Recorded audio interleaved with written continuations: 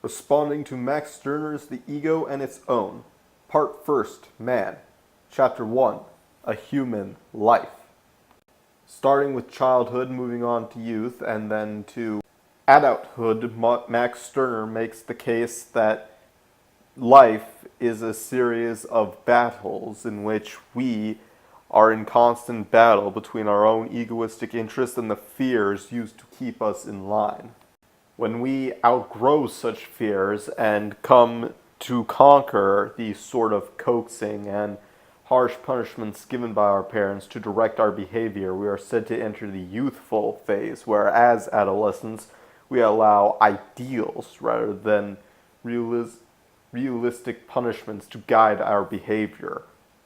We find the entire material world to be at odds with the ideals we hold above everything else, and believe that the material world should bend to our ideals rather than the other way around.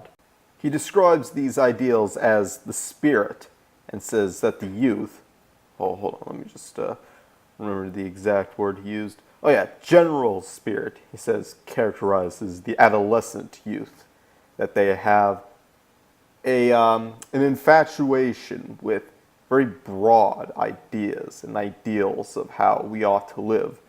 Man, by contrast, has embodied spirit. That is, while man has his ideals, he figures out how to incorporate them to his corporeal self, i.e. his egoistic interests.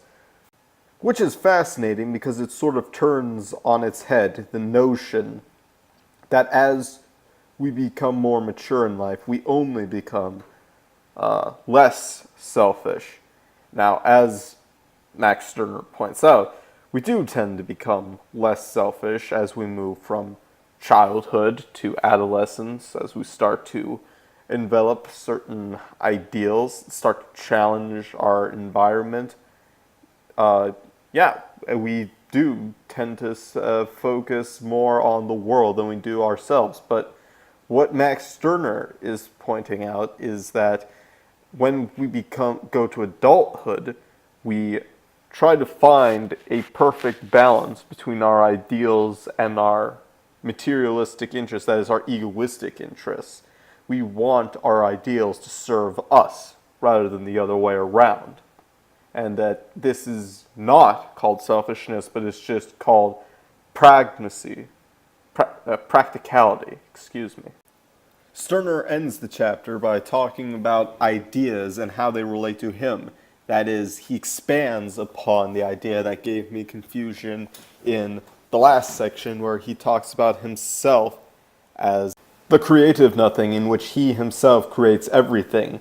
I get that what he's talking about now, at least what I believe he's saying, is that he is the original source of all meaning, including the material and spiritualistic world, in that if not for his comprehension, they will not truly have meaning, because meaning requires an ego that can actually exist, that can actually comprehend what the data of the material world, or what the ideals of the spirit truly are.